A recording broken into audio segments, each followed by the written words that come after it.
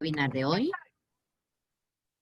Primero, pues buenos días, muchas gracias por estar conectados aquí con nosotros en este nuevo webinar que vamos a realizar en conjunto con Lockton México. Para los que no me conocen, yo soy Karen Gómez, soy encargada de comunicación en la Cámara de Comercio Franco-Mexicana y les doy la más cordial bienvenida. También a Lockton, por supuesto, su equipo nos acompaña esta mañana. Tenemos a Margarita Chávez, bueno, tenemos a Ana María también, Ana María Montes, Bernardo López y César Hernández. Entonces les voy a platicar un poco de los ponentes que tenemos esta mañana, que bueno, ellos nos van a compartir su expertise y creo que es necesario que los conozcamos un poquito. Tenemos a, como les decía, Ana María Montes, que es directora consultoría actuarial en Lockton México. Ella es licenciada en actuaría y tiene una maestría en administración de negocios en el ITAM y actualmente es una actuaria certificada por el Colegio Nacional de Actuarios en pasivos contingentes laborales. Ella tiene 20 años de experiencia como consultora actuarial en diseño y evaluación de beneficios de jubilación a empleados, atendiendo compañías privadas e internacionales con beneficios de jubilación especiales y contactos colectivos de trabajo. También le doy cordial bienvenida a Bernardo López Perea, quien es líder de desarrollo de negocios de beneficios para empleados en Lockton México. Él es egresado de la UNAM y actualmente es miembro del Comité de Seguridad Social del Instituto Mexicano de Finanzas. Él tiene experiencia en asesoría personalizada, en creación de fondos personales de jubilación, evaluaciones actuariales para instituciones de seguridad social como el IMSS, el ISSSTE, el ISFAM, Banobras. Tiene experiencia en desarrollo de planes de pensiones individuales y para empresas, también de cálculo de primas, reservas de rentas y desarrollo de modelos de suficiencia. Gracias, Bernardo, por estar aquí con nosotros. Y por último les hablo rápidamente de César Hernández, quien es subdirector de consultoría actuarial en Lockton México también. Él es un actuario egresado de la Universidad Nacional Autónoma de México, tiene una maestría en finanzas bursátiles y corporativas por la Universidad Marista. Actualmente es un actuario certificado por el Colegio Nacional de Actuarios en Pasivos Contingentes Laborales. Y bueno, César tiene 15 años de experiencia como consultor actuarial, 8 de ellos en sistemas pasivos y los últimos 7 desarrollando aplicaciones para la administración integral de riesgos de las empresas en el sector asegurador, así como en el sector público y privado. Así que bueno, pues les agradezco mucho que esta mañana estén aquí con nosotros. Yo les recuerdo a toda la audiencia que pueden, por favor, ir anotando sus preguntas en el área del chat o en el área de preguntas y respuestas y al final vamos a dedicar un tiempo para responderlas. Y pues nada, la sesión es de ustedes. Muchas gracias por estar con nosotros y adelante. Muy amable, muchas gracias. Encantados de poder estar con ustedes el día de hoy. Simplemente así como una pequeña introducción sobre lo que vamos a platicar. Evidentemente esta etapa en la que estamos viviendo es una etapa pues, más que novedosa, pues, ha sido bastante compleja, ¿no? Y en realidad lo que nos ha surgido pues, es una serie de dudas sobre cuáles son las acciones que pudiéramos generar como empresa para tratar de hacer esto, ¿no? Que estamos poniendo aquí en nuestra pantalla. Tratar de maximizar ahorros para minimizar impactos laborales de la empresa, cuestión de beneficios hacia los empleados, ¿no? La intención de la plática no es otra más que esa, o sea, simplemente compartir experiencia que nosotros nos ha ocurrido, se nos ha cuestionado y tratarles de dar algunos ejemplos y posibles soluciones ante diversas situaciones, ¿no? Los dejo con César Hernández, que él es el que empezará el tema de la plática. A sus órdenes y gracias por estar con nosotros. Bueno, pues hola a todos, buenos días.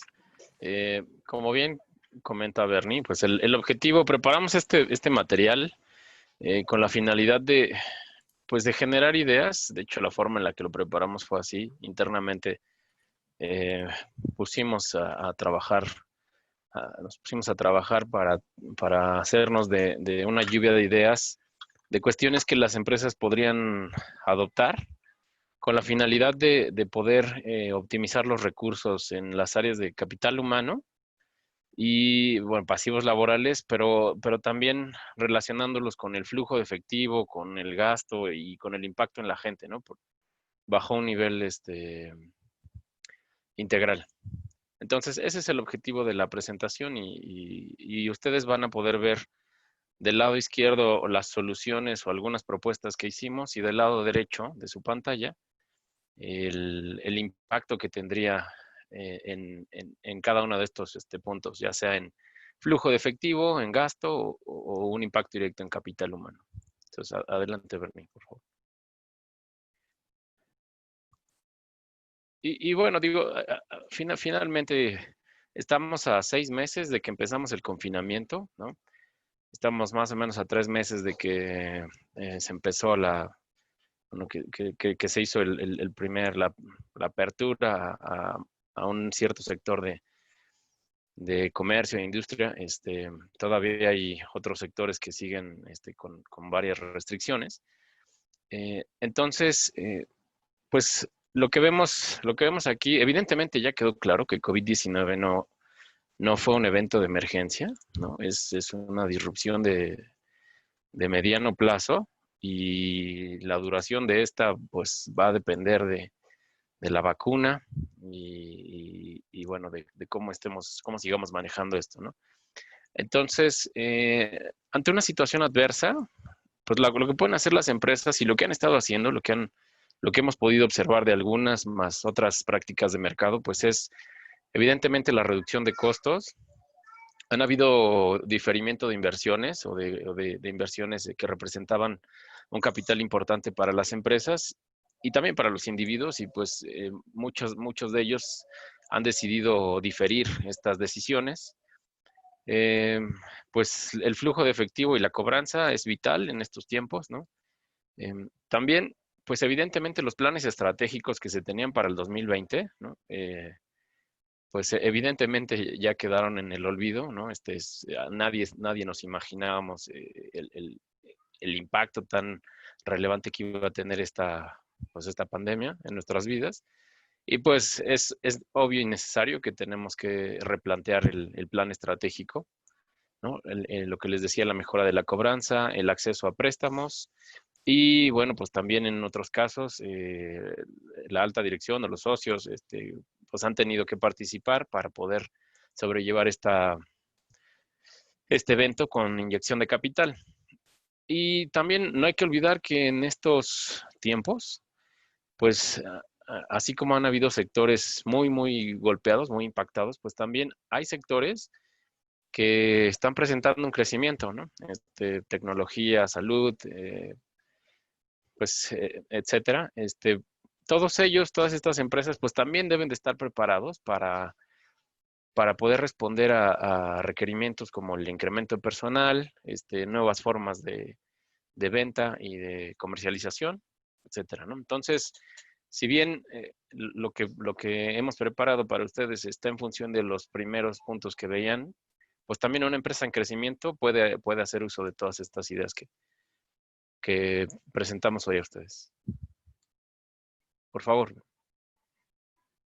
Y entonces, ¿qué rubros debemos de considerar para la continuidad de negocio? Al final del día, el objetivo primordial de toda empresa es seguir operando, ¿no? Es poder seguir dando servicio a sus clientes. Y creemos que para robustecer la continuidad del negocio, pues es necesario analizar la estructura organizacional con la que se cuenta, ¿no? Estamos en un ámbito, en un contexto de recursos limitados y tenemos que hacer más con lo mismo que teníamos, ¿no? O lo que tenemos. También, pues definitivamente va a haber un impacto en los pasivos laborales y en consecuencia en el balance financiero de las empresas.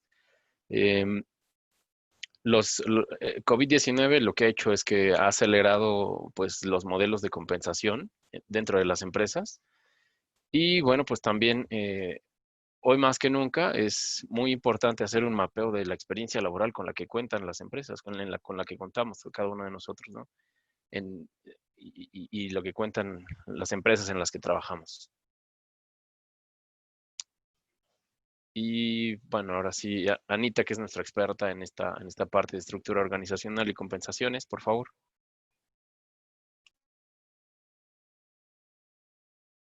Listo, gracias. Buenos días a todos. Bueno, en esta sección la idea es plantearnos, antes de hacer una reestructura o reducción de personal, se recomienda revisar y plantear cambios al modelo de negocio que permita adecuarnos al nuevo entorno. Hoy en día se observa una tendencia a mantener parte de la jornada en modalidad de trabajo remoto, manejamos horarios flexibles, jornadas y espacios de trabajo híbridos, y también vemos una diversificación de los modelos de empleo, como contrataciones temporales o por proyecto, así como servicios totalmente externalizados. Es por ello que, partiendo de este nuevo modelo de negocio, la alineación de la estructura organizacional tendrá un impacto en el flujo de la empresa, en las pérdidas y ganancias del negocio y, por supuesto, en el personal. El mercado laboral está comenzando a requerir perfiles que se adapten a nuevas formas de trabajar, incorporando en mayor medida la tecnología, el trabajo en equipo entre distintas disciplinas, así como una diversidad de competencias. Si podemos identificar, retener y ubicar al personal con talento dentro de la organización, lograremos optimizar los recursos, pues localizar el talento fuera de la organización y atraerlo requiere una mayor inversión, por ejemplo, los bonos de contratación o la pérdida de productividad durante la curva de aprendizaje, por mencionar algunos. Esta eficiencia de los recursos representaría sin duda una disminución en el gasto, pero no necesariamente un impacto en el flujo de corto plazo. Otro punto considera la identificación del personal clave y un plan de sucesión del mismo. Habría que preguntarnos, ¿tenemos identificado al personal clave que esté en un área o división que pudiera desaparecer? ¿Podemos reubicarlos para que contribuyan con su experiencia al desarrollo de nuevo talento en otras líneas de negocio? Si tenemos personal clave cercano al retiro, podríamos proponerles esquemas de retiro parcial, jornadas flexibles u otros esquemas de contratación. Lo anterior permitiría que sigan contribuyendo a maximizar los resultados del negocio y, por supuesto, daría tiempo para desarrollar al resto del personal con una menor inversión de tiempo y de recursos.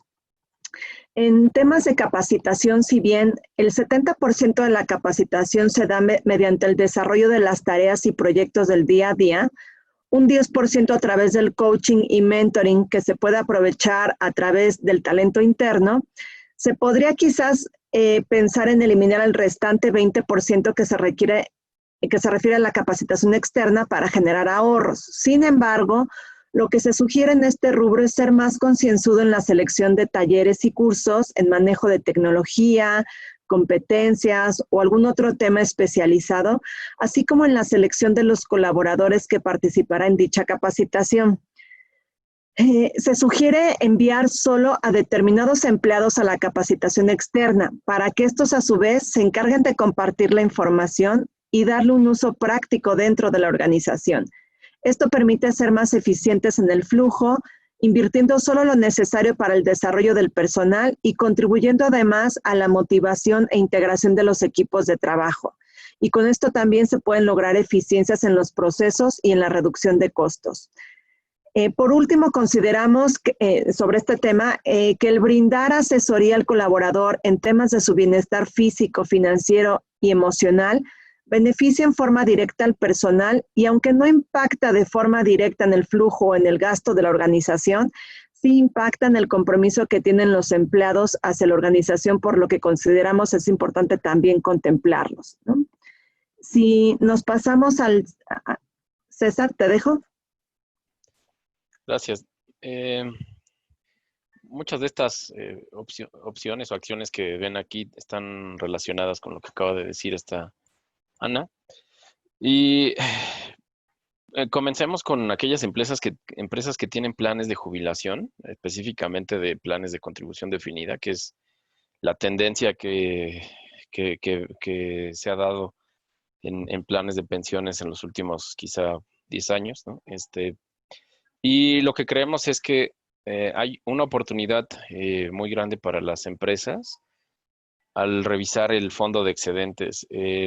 En nuestra experiencia, lo que hemos visto es que este fondo de excedentes generalmente o está subestimado, ¿no? Y entonces, en el caso de que alguna empresa quisiera hacer uso de esos fondos para financiar, de financiar el plan de pensiones, pues podría hacerlo sin que esto tenga un impacto en el flujo de la empresa. Y es lo que ponemos aquí, o sea, la utilización del fondo de excedentes, pues le representaría a la empresa, puede representarle un impacto positivo en el flujo de efectivo y también, bueno, en el gasto, en el P&L, ¿no?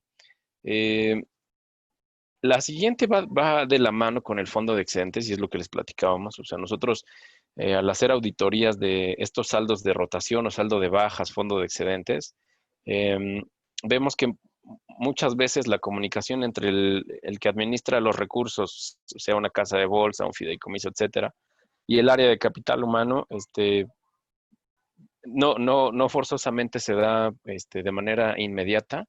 Entonces, puede haber saldos de bajas, puede haber saldos de personal que fue dado de baja, que no tenían derecho adquirido, que que pudieran no estarse revelando en el fondo de excedentes, ¿no? Sino que pudieran seguir siendo tratados como un saldo de un empleado en activo. Y bueno, aquí también hay una oportunidad de flujo para la empresa. Evidentemente, la suspensión temporal de aportaciones a los planes de pensiones es una solución, una respuesta ante este panorama que las empresas han adoptado, el suspender de manera temporal las aportaciones. En caso de planes de beneficios definidos, pues también lo que proponemos, o una de las opciones que se pueden tomar es congelar los beneficios del plan de pensiones. Sí, pues esto con la finalidad perdón, de no incrementar más aún la obligación o el pasivo laboral para con las empresas a través de esta acción, que lo cual evidentemente tendría un impacto positivo en el gasto, ¿no?, para este año. Otra cuestión, y es esta está mucho más relacionada con lo que decía Anita, es evaluar el pago de los beneficios en forma diferida y además evaluar las ventanas a planes de jubilación. Si tenemos personal que está cerca de alguna de las edades de retiro que contempla el plan de pensiones, digamos, tengo un determinado grupo de personas que están cercanas al retiro anticipado, pero aún no cumplen condiciones, podemos abrir ventanas de jubilación para poder solventar pues sí, solventar a las finanzas y también adoptar nuevas formas de trabajo, porque posiblemente dentro de este personal o dentro de este grupo que pudiera retirarse a través de esta ventana del plan, se encuentra alguien que puede seguir aportando con su experiencia a la empresa y bueno, pues el jubilarlo a través de una ventana y además ofrecerle alguna otra opción para poder seguir colaborando, podría generar impactos en flujo de efectivo, en gasto y a nivel capital humano, ¿no? Y hay un punto importante y es que aquellas empresas que quieren han seguido aportando al plan de pensiones, hay una forma que estábamos proponiendo, que es utilizar un seguro de pensiones. A diferencia de las aportaciones que se hagan a un fideicomiso, el utilizar o el financiar un plan de pensiones a través de seguros puede representarle una deducibilidad mayor a la del instrumento habitual, ¿no? Y bueno, esto también pudiera generar beneficios en el flujo de la empresa y en el gasto. Y por último, en términos de pasivos laborales, aquellas empresas que hoy en día están valuando la indemnización al retiro sustitutiva, lo que podrían hacer es implementar un plan de jubilación. Esto no representaría un gasto adicional siempre y cuando la empresa venga evaluando la indemnización al retiro. Y bueno, pues evidentemente habría un impacto positivo en el capital humano, en las personas, porque la salida que se le daría a los empleados sería a través de un mecanismo pues amigable, como lo es un plan de jubilación. Y bueno, además de contar con las ventajas fiscales que aporta el plan de pensiones, ¿no? Entonces, esto también puede ser una buena solución para las empresas, aprovechando el contexto disruptivo de COVID, el tener que reducir costos, etcétera. Si se viene evaluando la indemnización al retiro, pues a través de un plan de jubilación puedes darle una salida pues una salida con un impacto más positivo para todo este personal, ¿no? Que fuera sujeto a este beneficio. Digo, y esa es en la parte de pasivos laborales. Adelante, Ana. Por ahí veo que ya nos hicieron una pregunta. Ok, pero las leemos hasta el final. Adelante, Anita. Gracias, César. Creo que sí puse mi micrófono, sí, ahí está. En los presupuestos que elaboren las empresas se sugiere considerar el crecimiento que pudiera tener el salario mínimo en 2021 y el impacto que este tendrá en bandas salariales o tabuladores de posiciones operativas. De igual manera, es importante analizar con su actuario cuál es el impacto que tendrá el incremento del salario mínimo y la disminución de las tasas de interés que hemos observado de manera reciente en la reserva de primas de antigüedad, de pasivos derivados por liquidaciones o planes de jubilación. Estos dos factores, el incremento del salario mínimo y la tasa de interés, representarán un incremento del pasivo y repercutirán en el costo por un incremento en las provisiones. De igual manera, se espera un incremento en los pagos directos de prima de antigüedad, lo que afectará el nivel de flujo y gasto de 2021. Entonces, consideramos que esto es importante que lo tengan en el radar al momento de elaborar sus presupuestos para 2021. En el caso de los planes de ahorro para el retiro, me gustaría más como poner en contexto, en general hay dos tipos de esquemas, ¿no? Los que son de beneficio definido, que son aquellos donde la empresa registra una reserva o pudiera generar un fondo, que es una bolsa común y según la empresa puede ir reservando este dinero para que conforme se vaya presentando las jubilaciones, tome de esa bolsa común y vaya haciendo el pago que procede conforme se van jubilando las personas.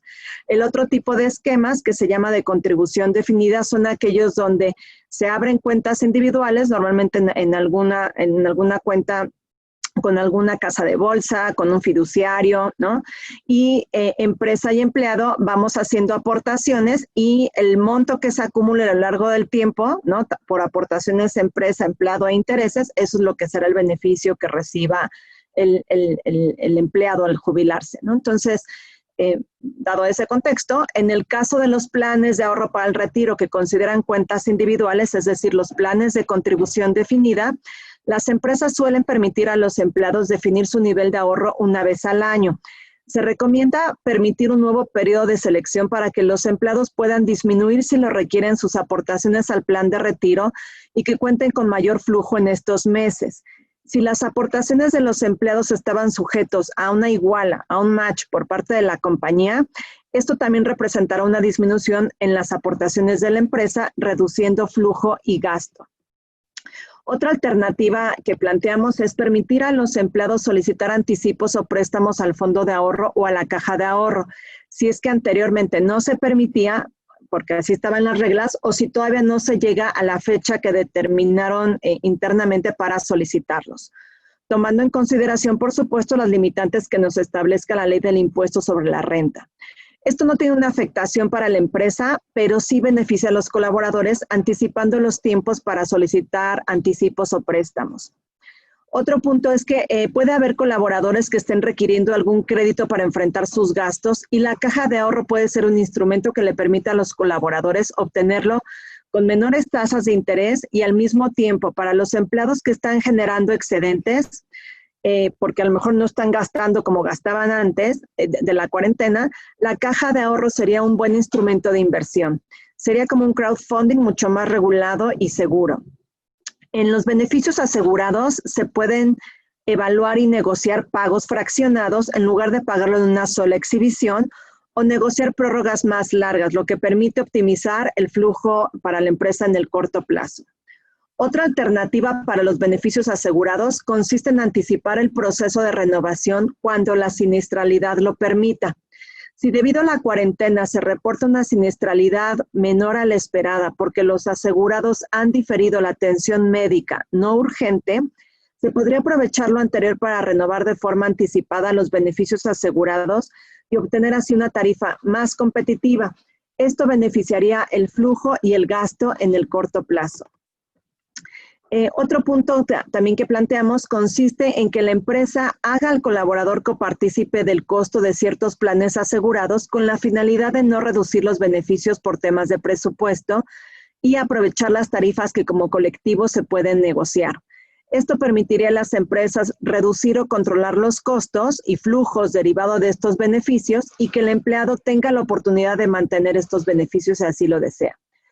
Otra alternativa consiste en definir un presupuesto para beneficios flexibles que permitan a los empleados seleccionar de un menú de beneficios ofrecido por la empresa, el mantener o incrementar aquellos que mejor atiendan sus necesidades personales y financieras y reducir aquellos que no les aporten tanto valor.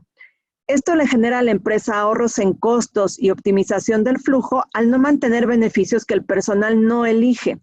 Y por otro lado, el colaborador tiene la oportunidad de elegir los beneficios que le son más relevantes y que le dan una mayor satisfacción, ¿no? Y finalmente, se pueden ofrecer los beneficios voluntarios a los empleados con cargo a su tarjeta de débito o de crédito, considerando tarifas más competitivas que las que podrían obtener de forma individual. Si nos podemos pasar, Bernie, a la siguiente lámina, ahí en experiencia laboral. En el tema de experiencia laboral, y retomando la idea de que se espera que la modalidad de trabajo en casa se mantenga ya en cierta proporción, aun y cuando se concluya la cuarentena, han surgido inquietudes de hasta dónde las empresas tendrían la obligación de proveer herramientas para trabajo vía remota. Hoy en día no existe una regulación apropiada para las herramientas de trabajo en casa. Tenemos en la Ley Federal del Trabajo, en el capítulo 12, la definición de trabajo a domicilio, pero se refiere más bien a trabajos manuales. En la práctica, algunas empresas sí han provisto a sus empleados de apoyos para adecuar un espacio de trabajo en casa, a lo mejor para proveerlos de algunas herramientas básicas, ¿no? Y por ello sugerimos para este tema el definir un presupuesto para herramientas de trabajo flexible.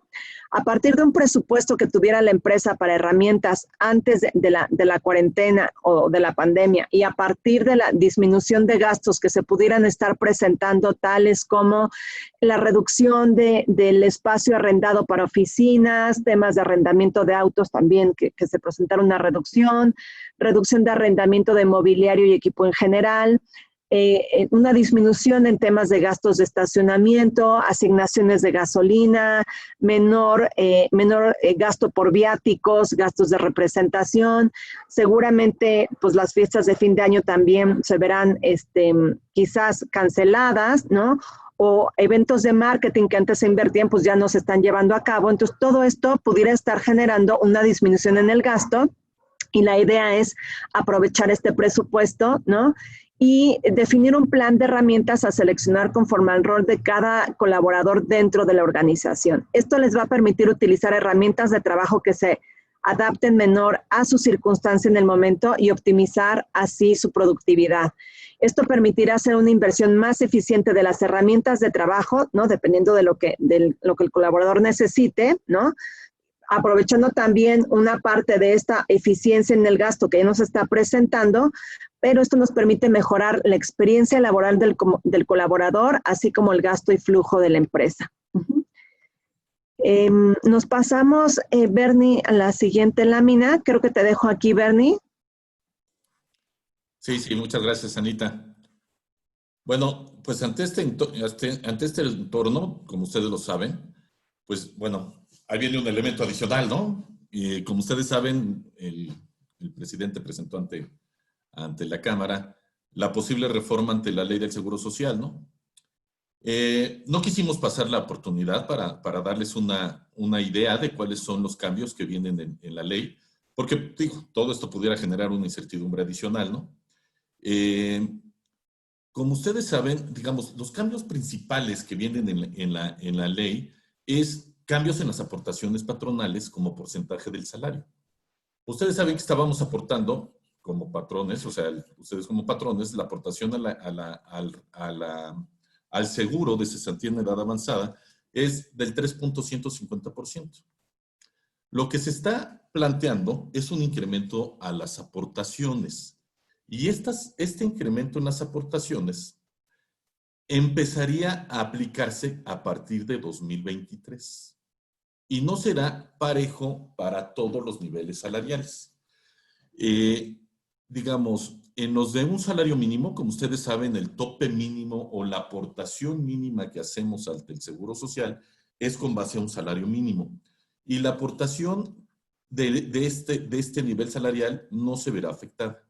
Empezará a afectarse de 1.01 más. Como ustedes saben, digo, así están las contribuciones que hacemos al Seguro Social. Empezamos con el piso del salario mínimo y a partir de ahí empezamos a aportar con UMAS, ¿no?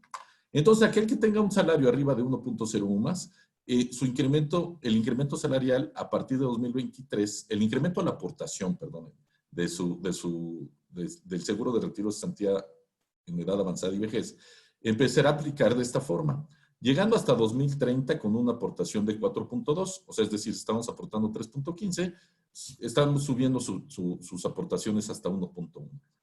Así nos vamos en los escalones hasta llegar al escalón máximo, que es el de 4 UMAS en adelante. Es decir, ya vamos a empezar a aportar, en vez de con un 3.15 de nuestro salario, en el 2030 se espera que se aporte un 11.875. Si a esto le sumamos la aportación que hacemos los empleados, que básicamente es de 1.125, más 2% del seguro de retiro, las aportaciones que estaremos realizando a nuestra cuenta de retiro cesantía en edad avanzada y vejez serán del orden del 15%.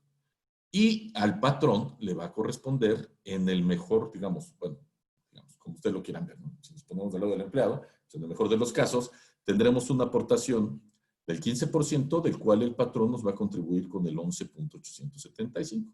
Si nos vemos del lado del patrón, bueno, pues ustedes, digamos, el 80% de la aportación, pues viene a cargo del patrón, ¿no? Esto, digamos que es, como ustedes lo ven, es paulatino. Vaya, se está planteando a partir de 2023, pero evidentemente, pues la afectación que tengan ustedes a las aportaciones a este seguro serán con base a la distribución de salarios que tengan. Si su nivel salarial está de aquí en adelante, pues evidentemente van a correr esta suerte, ¿no? Si están en estos niveles, pues tendrán las afectaciones como se pueden ir viendo en esta situación, ¿no? Con mucho gusto pudiéramos ayudarles una orientación en este sentido. Esto es con relación a las aportaciones al seguro. Nosotros como trabajadores, lo que tenemos es una reducción en las semanas de cotización. Antes, para poder tener derecho a una pensión, o sea, cuando con la ley actual, no es antes porque todavía no se aprobó esto, la ley actual nos da derecho a una pensión hasta tener 1,250 semanas, algo así como 24 años y cachito, ¿no? Es un poquito arriba de los 24 años. O sea, si nosotros no cotizamos durante todo este periodo al Seguro Social, lo que va a pasar es que al momento de llegar al retiro, a nuestros 60 años o 65, conforme ustedes quieran, como no alcanzamos el derecho, lo que nos dan es una negativa de pensión. Es decir, podemos recuperar los recursos de la AFORE, que están basados en estas aportaciones, pero no tendremos derecho a una pensión. Y la gran ventaja que tiene la nueva ley, o sea, bueno, como para trabajadores, es que están reduciendo estas semanas de cotización mínimas para tener derecho a una pensión garantizada. Se va a reducir entre 750 y 1,000 semanas. También hay un periodo transitorio parecido a este. Y vaya, ahora en vez de ser 1,250 serán 1,000. O sea, es decir, le están bajando prácticamente 5 años. Vaya, estudios actuariales más o menos hemos hecho el cálculo que si lo dejamos en 1,250, aproximadamente el 30% de las personas tendrían derecho a una pensión, lo cual es una situación precaria, porque digo, no es lo mismo que tener un recurso que te lo gastas en un trancazo, a que te den un beneficio para tu largo plazo, ¿no? La ventaja es que ahora pues mucha más gente va a tener derecho a este beneficio y además el beneficio va a ser mayor. Hoy nos dan una pensión garantizada a todos, pareja, de 3,090, o sea, más o menos del orden de 3,000 pesos. Y la pensión garantizada ahora que está a cargo del gobierno federal, rondará entre los 2,600 y 8,200 pesos, dependiendo de las semanas cotizadas, el salario con el que esté yo cotizando y la edad con la que yo tenga.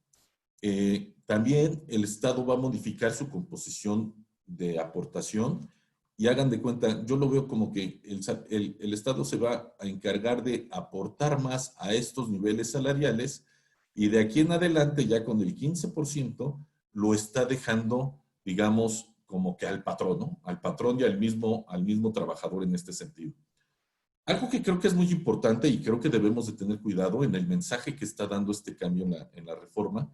Yo veo que todo el mundo dice, no, pues es que la reforma que necesitábamos, que esto ya va a dar más recursos a los trabajadores. Es cierto, sí vamos a tener más recursos, pero algo que creo que se debe de tomar en cuenta es la suficiencia de esos recursos. Si antes estábamos hablando de tasas de reemplazo entre el 15 y el 20%, con este cambio en ley vamos a andar entre el 35 y el 45% como trabajadores. La Organización Internacional del Trabajo recomienda tener una tasa de reemplazo. La tasa de reemplazo es mi pensión, ¿qué relación va a tener con mi salario, con mi último salario? Antes andábamos en niveles del 15 y 20%, o sea, con la ley actual, pues. Con esta reforma vamos a andar entre los 35 y 45. El mensaje que recomendamos dar como a las personas, como nosotros como personas, es, ojo, también hay que invertirle porque tú nada más estás invirtiendo el 1.125% de tu sueldo. Creemos que hay un área de oportunidad ahí en la cual poder generar opciones de inversión y de aportación a los trabajadores, en la cual darles todos estos panoramas y visualizarlo en la situación de retiro, qué necesidad de recursos van a tener y empezarlos a empujar a generar una mejor conciencia de ahorro y gasto en este sentido. Me permito dejar a Ana. Adelante. Cualquier duda estamos a sus órdenes. Sí, bueno, en este tema, con respecto a esta propuesta que se tendrá que discutir en el Congreso, un efecto que podría tener, si es que, porque la idea es que se pueda aprobar antes de 2021 y ya empiece a tener efectos a partir de 2021, un efecto que podría tener la posibilidad de que algunos trabajadores en edad de retiro, que anteriormente no podían jubilarse por no contar con las 1,250 semanas de cotización, ahora puedan hacerlo a partir de 2021. O puede suceder que algunas personas, temiendo algún impacto en las pensiones de la ley del 73, que no es algo que se está contemplando, pero que pudiera, digamos, meterles alguna incertidumbre, prefieran tramitar su jubilación en 2020. En este punto se recomienda a las empresas analizar la salida de personal que pudiera incentivar esta reforma, ¿no? Principalmente en personal más operativo. Ahora bien, o pudiera ser con personal clave, que a lo mejor por esta inquietud de, pues, qué va a pasar con la ley anterior o qué va a pasar con las contribuciones, pudiera ser que las empresas también analicen, oye, jubilo de manera anticipada a mi personal y le doy alguna contratación mediante otro mecanismo, un contrato diferente, ¿no? Ahora bien, con relación al incremento de las cuotas patronales, habrá industrias que puedan asimilar dicho incremento. Veíamos, hay empresas que incluso están en crecimiento, entonces pudiera ser que para ellos no sea problema. Sin embargo, habrá otras que pese a que el incremento que se propone se daría a partir de 2023, requieran optimizar los recursos destinados a capital humano. Si hubiera necesidad de disminuir el impacto por este posible incremento en cuotas, se ha planteado en algunos foros compensar el incremento en cuotas con el incremento salarial contemplado o presupuestado para el año, la disminución de algunos beneficios como el fondo de ahorro o el plan de jubilación. El compensarlo contra el incremento salarial parece ser la forma más común en virtud de que no todas las empresas ofrecen los mismos beneficios. ¿Vale la pena hacer los escenarios de cuál es el impacto real en la nómina? Pues hay que recordar que este incremento en cuotas es distinto para los diferentes niveles de salario de cotización. Y por otro lado, la actualización del salario base de cotización para sueldos que ya están topados a 25 o más, no depende tanto del incremento salarial, sino de en qué porcentaje se vaya a actualizar la UMA, ¿no? ¿Cuál es el porcentaje de inflación que se vaya a observar al final del año? En general, el compensar las cuotas versus el incremento salarial representaría un impacto directo en flujo y gasto que dependerá de los distintos niveles salariales que compongan la nómina. Entonces, aquí también es importante tomar en cuenta la estructura que tenga la nómina. Hay quienes han planteado compensar este incremento contra la prestación de fondo de ahorro. El inconveniente de compensarlo contra fondo de ahorro es que suele ofrecerse este beneficio para todos los empleados bajo un principio de generalidad, pero el incremento de cuotas no va a aplicar igual para todos los salarios. Por otro lado, no todas las empresas dentro de una misma industria ofrecen fondo de ahorro a sus colaboradores. Generalmente las empresas buscan mantener un nivel de competitividad en su paquete de remuneración y por ello es importante revisar qué es lo que están haciendo las otras empresas del sector. Si para ser competitivo en la industria se requiere ajustar el fondo de ahorro, habrá que monitorear y sopesar las ventajas y desventajas que pudieran generar por la deducción fiscal o la administración del mismo, y un ajuste en la prestación de fondo de ahorro evidentemente repercutiría directamente en el flujo y en el gasto. En el caso del plan de jubilación, no todas las empresas de un mismo sector tienen un plan de jubilación, o puede ser que tengan planes de jubilación, algunas de beneficio definido, otras de contribución definida, y algunos tengan algunos mixtos, ¿no? Algunos planes mixtos. Entonces, hay que considerar, ¿no?, que muchos de los planes de jubilación fueron implementados para sustituir la indemnización legal a una edad de retiro y servir de esta forma como un mecanismo para dar salida al personal en edad avanzada. En caso de que una empresa otorgara un plan de jubilación que diera un beneficio similar a la indemnización legal, al eliminarlo, aún así tendría la contingencia de reconocer un pasivo por indemnizaciones para personal en edad avanzada, como buena práctica. Pensemos en un plan de beneficio definido. Esto es donde la empresa hace la reserva o puede hacer también un fondeo, ¿no?, de estos recursos, pero de manera colectiva, ¿no? Entonces, pensemos en un plan de beneficio definido que da un beneficio mayor a la indemnización legal. La empresa es quien financia el beneficio que entregará al colaborador al momento de su jubilación. En caso de querer complementar este nuevo ahorro que se generaría a través de la Afore, ¿no?, y decirle, bueno, te voy a pagar tu beneficio de jubilación, pero voy a restar todo el beneficio que yo hubieras acumulado, ¿no?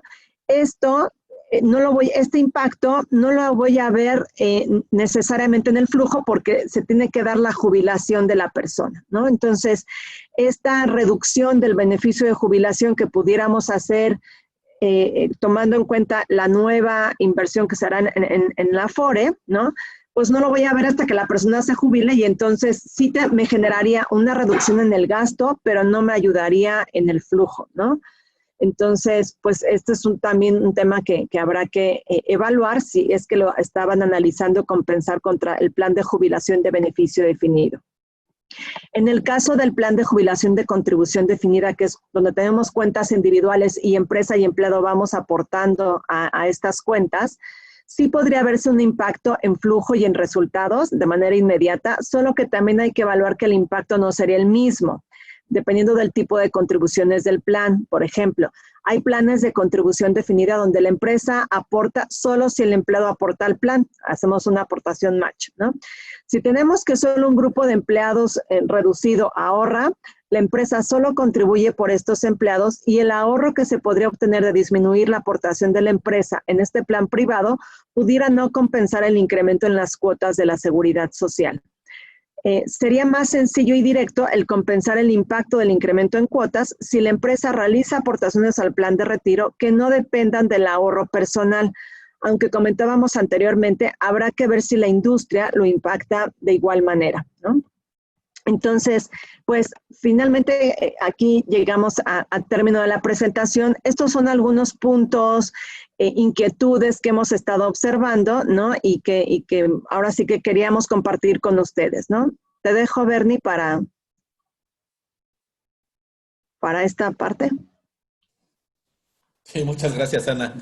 Pues bueno, como les comentábamos, ¿no? Básicamente, digo, ahorita nosotros estamos dando algunos temas digamos, que vimos como que pudieran englobar diversas actitudes o diversas dudas que pudieran ustedes estar cuestionándose qué camino seguir y el impacto que pudieran tener en ellas, ¿no? Miren, en este sentido, queremos decirles que Locton Contigo es un programa, o sea, esto que ustedes están viendo, lo que tiene como intención es que ustedes se sientan que tienen a alguien que puede colaborar con ustedes y que tiene la experiencia o el conocimiento de cómo ponerlo o volverlo en números, ¿no? Entonces, lo que estamos buscando es encontrar de forma conjunta con ustedes áreas de oportunidad y posibles soluciones, digamos, y medir el impacto que pudiera tener, ¿no? En este sentido, créanos, Lockton es un equipo que contamos con básicamente 35 actuarios, una situación por este orden. Tenemos experiencia en este sentido, y algo que creo que también es importante, por ahí nos comentaban en el chat, que es que el capital humano es algo muy importante, y créanos que algo que nos caracteriza es tener esta sensibilidad, ¿no? O sea, ante cualquier decisión que ustedes pudieran estar teniendo y pues ante pues digamos, la complejidad de poder tomar estas decisiones, nosotros podemos coadyuvar con ustedes en generar asesorías a su personal relativas a finanzas personales, estrategias del IMSS, inversiones de recursos, optimización fiscal. Y la forma en la que lo estamos planteando y como quisiéramos plantearles esta posible comunicación y soporte de parte nuestra, pues miren, son 3 opciones básicamente y la estamos englobando así nada más como una forma posible de acercarnos. La primera es acérquense con nosotros, pudieran contar con cierta asesoría. O sea, ustedes pudieran estar en duda en generar ciertas acciones y nosotros pudiéramos, ante eso, pues a lo mejor generar un posible cálculo o a lo mejor comentarles qué se ha hecho en otras partes y darles opinión sobre cuál es el resultado posible de esas acciones que ustedes tuvieran que tener, ¿no? O sea, pues pudiéramos nosotros entrar como en el papel de asesor ante una situación actual, y créanos que esta asesoría la pudiéramos hacer de manera gratuita y estamos en la mejor disposición de hacerlo, ¿no? Evidentemente, si ya lo que queremos es hacer un cálculo específico de, oye, necesito ver cuánto impacta en realidad esta situación, pues evidentemente tendremos que ya pensar en alguna forma y a lo mejor no me pagues ahorita, a lo mejor con una promesa de contratación pudiéramos empezar a trabajar. Y créanos que lo que más queremos nosotros es que se sientan que tienen a alguien al lado, ¿no? Y lo que pudiéramos hacer es, pues a lo mejor, identificar esas áreas de oportunidad y que nos tomen como posibles proveedores de estos servicios, ¿no? Aquí están nuestros datos, con muchísimo gusto, Ana María, César y un servidor estamos a sus órdenes. Ante la misma cámara, ustedes pudieran pedir nuestra información. Y bueno, pues este es, digamos, el mensaje que quisiéramos darles el día de hoy, ¿no? No sé si hay alguna pregunta, comentario, inquietud que quisieran externar los participantes. Algo que a lo mejor haya surgido durante la presentación.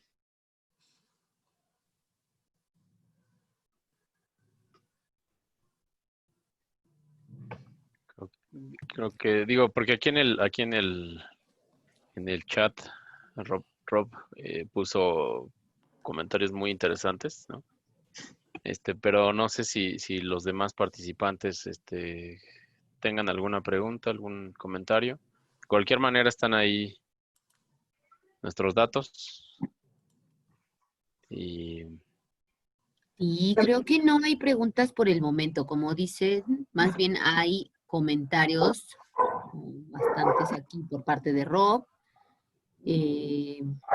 No sé si quieren dar algunos minutitos para ver si hay preguntas o quisieran en todo caso hacer como alguna especie de resumen, de conclusión. Sí. digo, por parte mía, y creo que es algo que hemos comentado en el equipo, o sea, hay muchas opciones. Este contexto requiere pues de ideas como muy creativas, ¿no? Y básicamente las soluciones o todo esto que hemos platicado con ustedes es para, pues, ver que sí se pueden tener recursos y, bueno, hacer con lo que se tiene, hacer lo mismo o más, ¿no? Digo, es básicamente lo que hemos buscado. Evidentemente requiere de un análisis, y bueno, pues hay que darse ese tiempo. Y bueno, pues también para eso estamos a nivel consultores o como consultores para apoyarlos en lo que se requiere. Rob nos pregunta, ¿cuáles son las modificaciones más recientes en materia laboral? Ana, no sé si nos pudieras... No, ahorita yo sé, porque he estado en investigando sobre algunos temas. A nivel Latinoamérica se está analizando mucho el tema de regular el trabajo en casa o el trabajo remoto, ¿no? Incluso por el tema de que se pudieran estar haciendo contrataciones en distintos países, y entonces cómo vas a aplicar todo el tema de la regulación laboral, contribuciones a la seguridad social, impuestos. Entonces, a nivel Latinoamérica esto se está analizando mucho.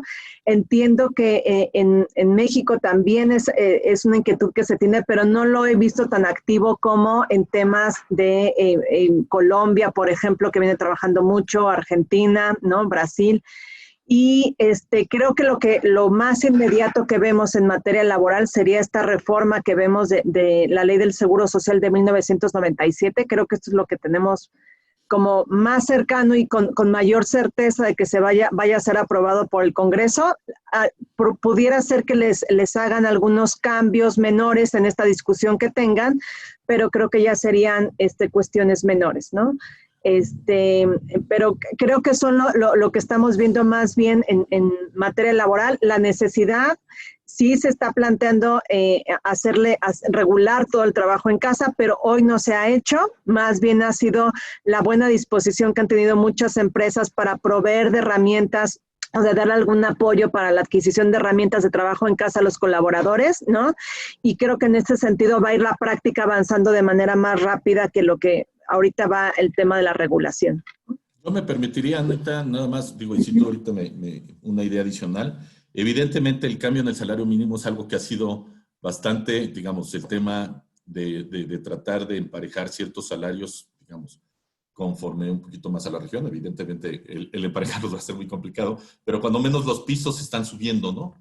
Y evidentemente, como ustedes saben, el incremento en el salario mínimo, pues, lo han desligado evidentemente del tema económico, lo tenemos más como un tema político, pero es claro que lo que se está buscando es tratar de subir prestaciones ante los pisos, ¿no? O sea, que no haya una desigualdad tan importante en los salarios.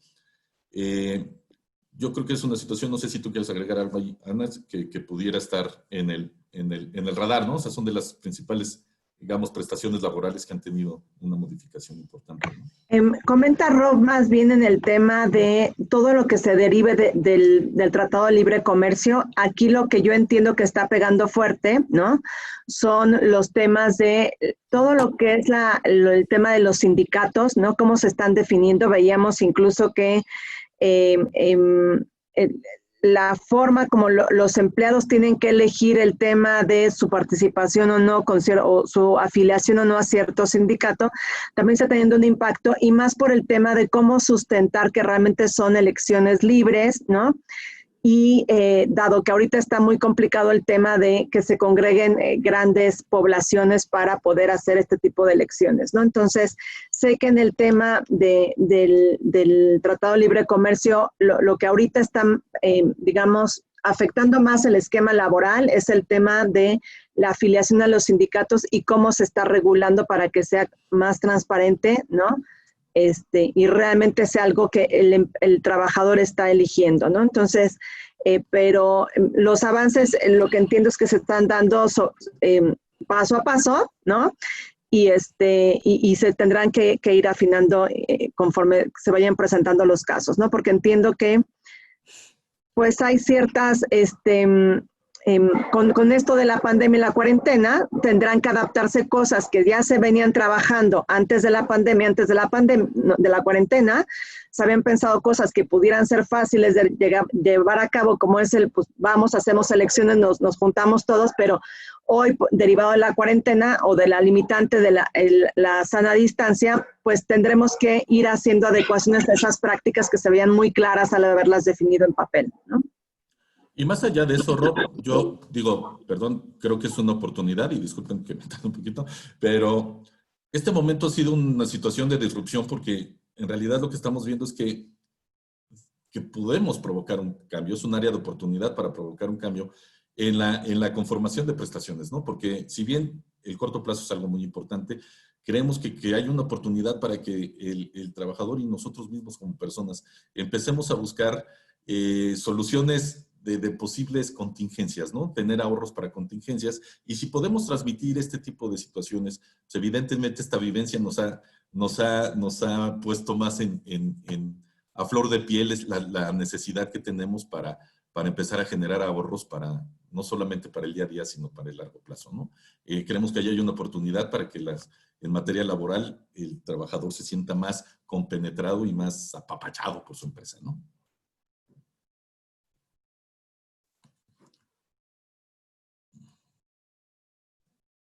Listo, pues creo que solo nos resta agradecerles el tiempo que nos brindaron en este espacio.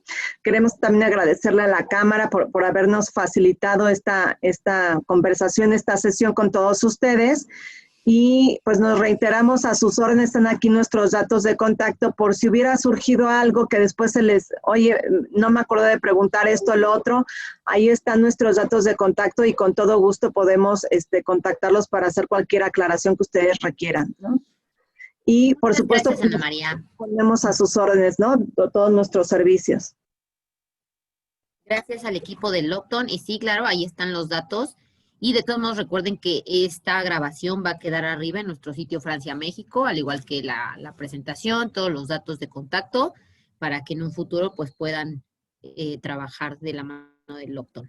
Así que nada, muchas gracias. Les deseo a todos un buen día. Gracias, Bernardo. Gracias, César. Gracias, Ana María, Margarita también.